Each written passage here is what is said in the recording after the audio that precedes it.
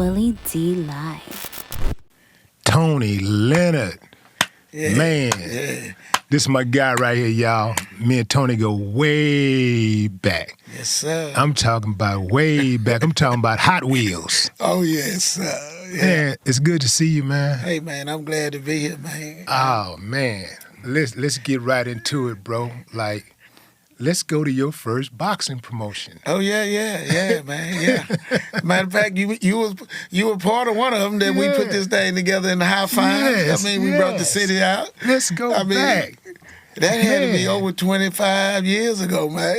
Yeah. At least 20. Yeah. I don't even remember what it was, but it definitely was about 25 years ago. I remember, I think I may have talked you into being a promoter. Yeah. I was like, Tony, you got to promote it. Well, Wow. I'll tell you what, Dave, you definitely put the boost to it. That's Yeah. for sure. I always wanted to do it, but that was a big event, man. They came out like they was in Las Vegas when they found out Willie D was on the show. Yeah, man. That was dope, man. You know, to be able to co-main event with Reggie Johnson, one of the preeminent boxers in the game, especially at that time. You know, that was beautiful, man. It was magic. Reggie Johnson You know, at that seeing time, people he come was out like that, you know. world champion in middleweight division. They Yeah. had 2 belts at one time, Reggie Yeah. Johnson. So from Houston, so it was a big time H-Town event. We brought Vegas to Absolutely. Houston. Absolutely, man. Yeah. Absolutely. And now, look at you now, boy. Look at you now. I Like, be working. hey, man, you know, I didn't know that you was going to keep pushing like you did. Like, I thought you were going to say, okay, I'm going to do this here, make a little money, boom. Yeah. And now, look at you, bro, man. You have managed or promoted, like, some of the biggest names in boxing. Yeah. We're talking Roy Jones. We're talking Winky Wright. We're talking Floyd Mayweather, Chad Dawson, I've been pretty Diego Corrales. Man, and you got Shakur. Yeah. Man, Shakur Stevenson. Yeah, rocking his head right now. Man. Shakur Stevenson, he just fought about 2 weeks ago. Beautiful, back home in Newark, New Jersey. Yeah. We sold that thing out, over 10,000 people. It Man, was a beautiful showing. How good is Shakur Stevenson? Look, man, as you mentioned earlier, you know, I don't work with a lot of fighters, including, you know, Roy Jones, Floyd Mayweather. Andre Jones. Andre Ward. Andre Ward. Some of the best. And Yeah. we just put it, you know, one of the pugilists as really at the game, as you want to say, you know, that made the most money. Probably nobody will never make as much as he done made as Floyd Mayweather. And I was around him his whole career. Matter of fact, I just was talking to him yesterday when I was out in Vegas. But Shakur Stevenson, man, even Floyd said it when he was back in, Shakur went to the 2016 Olympics. And Floyd went out there and Walked out with the silver. right before the gold medals. Floyd had mentioned that if anybody that I would say that was be pretty much as good as I did it, he endorsed that kid way back in 2016. That is And a was Shakur big Stevenson. endorsement. That is a powerful endorsement. Yeah. Shakur Stevenson. Were you at that fight when he fought in the Olympics? Oh, no, I and he didn't got make the it down silver? there. Yeah, that was in... You saw the fight, though, Oh, yeah, right? that was in Brazil. I even think he won the fight. You know think what he I'm won? saying? But he fought a 2-time guy that was from Cuba that won the Olympics in 2012. And them Cuban fighters, you know, back then, and I think they changed the rules a little now, but they can't turn pro. Most of them that become pro fighters, they have to, you know, what would you call it, like leave the country illegally to come over and fight. So they have a lot of amateur fights, you know. Most of those guys, that's their job, amateur fighting, and the government take care of them. Not very expensive, but their job is to, you know, amateur fighter. But I still think Shakur won it. I mean, he don't even talk about it. I never seen the silver medal around his neck. He never wore it again after that.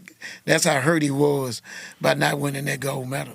Yeah, that was one of the greatest concession speeches I've ever heard. When he hit the nail on the head, and you knew he was special early on.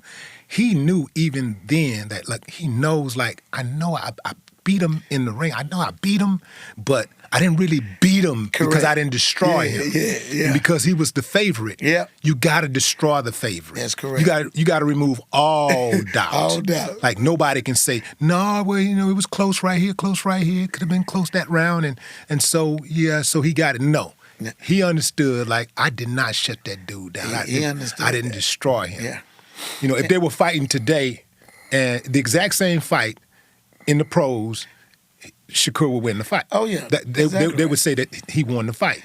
But because it was in the amateurs, and it was, at that time in the Olympics, this guy was, you know, he was the favorite. Matter of fact, the guy that I can't, his name won't come to me now, but now he's in the United States that Shakur lost to. Matter of fact, he lost his first pro fight. The guy that Shakur came up short against on the gold medal. What's his record like now? Right now, he just became world champion now, his last fight. Oh, but he lost his first fight. What division? And he fight at 126, so that's like lightweight. Yeah. And Shakur is steadily climbing. Correct. Because Shakur now is one at 135. He's 135. Yeah. Shakur, he's trying to, Shakur, We're going to get all he's those in that money. 26, Ooh, 30. man, that's We the money done won at division 26, right there. 30. Now we at 35. We got to have all that smoke. Then we're going to get it at 40 and 47, just like Mayweather did And it. you got Haney over there. You got Tank over there. Yeah. Oh, yeah. Ooh-wee, man. We want all that smoke. They know it. That I'm gonna be at any one of those. Oh, yeah. You got to be there. I'll be there. Yeah, man. Yeah. That is gonna be some good fighting right there. Yeah.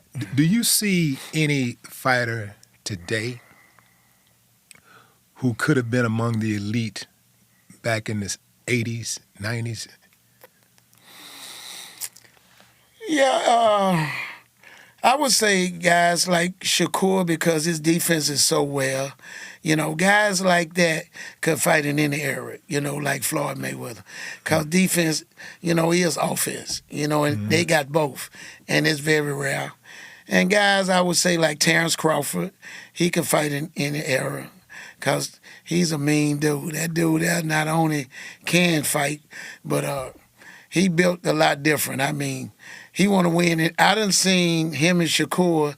It don't matter what they doing, basketball, playing ping pong. I mean, it's like a challenge. Like, I don't care what it is.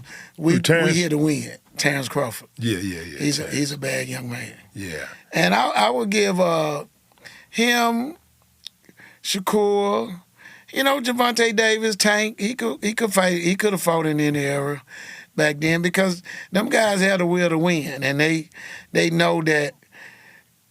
They never coming in the mindset thinking they're going to lose. They saying, you can't beat me.